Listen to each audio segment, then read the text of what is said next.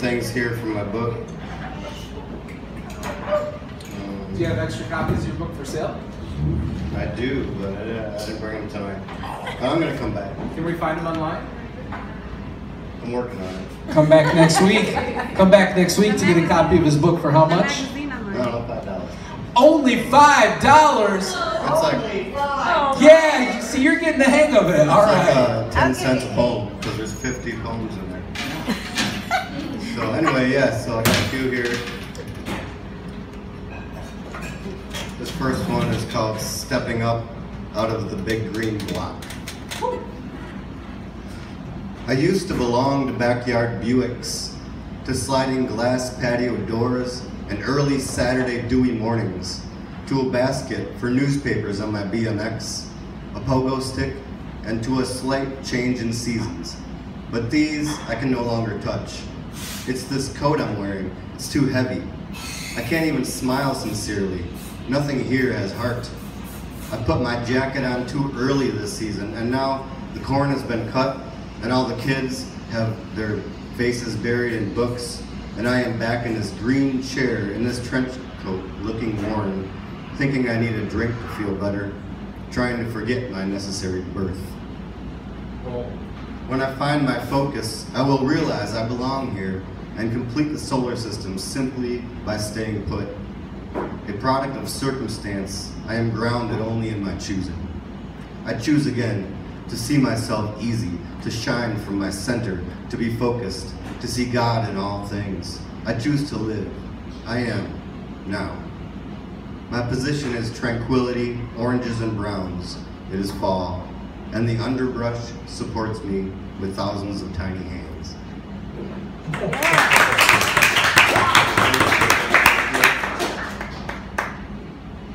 Okay.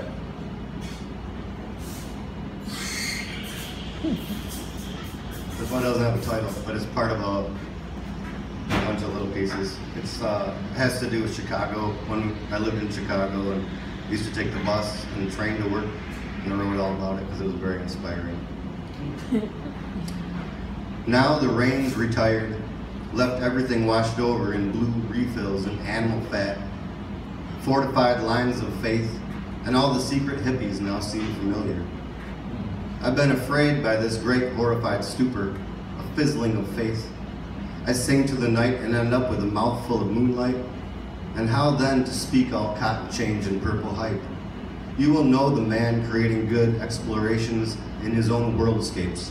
You'll know the man escaping the hurried noise of Babylon by the way he stares with heavy eyelids, the way he looks right through everything.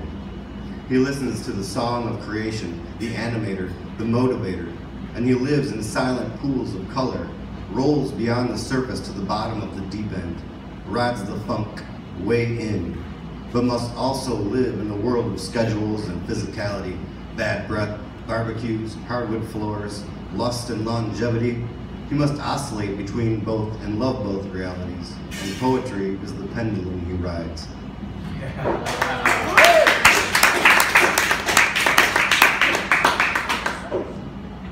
Okay, this is, let's see, found it.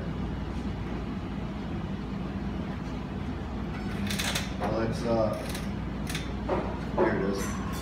I wrote this one for poets with writer's block.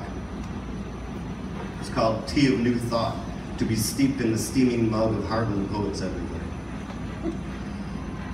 Making up my face to face my days, dazed by hungers, I fall into a constant slip, forget the trip of a steady climb, and fall prey to fallen mind, where pain is but a bleak destination.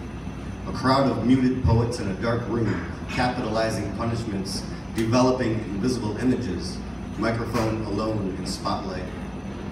It is we empty the stage. We amputate the concert of words from our heads, silence ourselves until we don't recognize our own voices.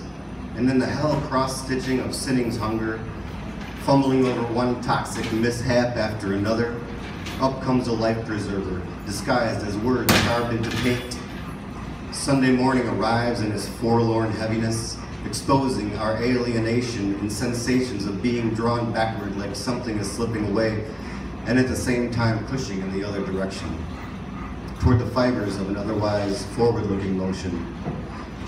Sunday morning is a silent petition of anguish to the liquefaction of dualities, the evaporative erasure of self-opposed and crucifixion, and the damning of ink. God grant us the greater heat to bake away this desperation. May we, with grace, ride out this default silence. May we hit the reverb deep in the effects pedal of our minds. May we ride the elevator to the underbasements of our souls. May we release pains buried deep within our spastic bastards. May we expose everything and stand behind ourselves 100%, not by hunkering down, turning the mind off to make it narrow, but by broadening our bulldozers, by consciously choosing and choosing again in accordance with the truth of our more grand and gracious selves, by inching our way into the sun, keeping our heads above its cast iron shadows, and stepping out like electric branches into the candy cane striped, pink and orange hypnotic centrifuge tunnel of co-creation. Poets, be in love with your blank pages. This is your invitation. Be in love with life. Come forward out of your skins. Draw the pencil-tapped thunder. Plunder the moment. Never lose wonder in the muffle-headed voices of woe-begone streets, but muscle your teeth to understandable ancients whose message stands intact, lifting itself above the din of heads to ether its way home. All we have is this bright circus, this cosmic blooper of Chicago's loop and its mechanical precision, the stacking of right angles, the skyline haze with its billion pocketed windows. God, what a contraption, towering around us in 7 dimensions, exposing our satisfactions and hungers. May we be ever amused at our narration of life's instantaneous blink unfoldment, watching nib flit across page like tongue to tip. May we look God in the one all-seeing eye and feel the climax clear to our souls. May we feel source resonate pure each morning, and may all of our verses be free.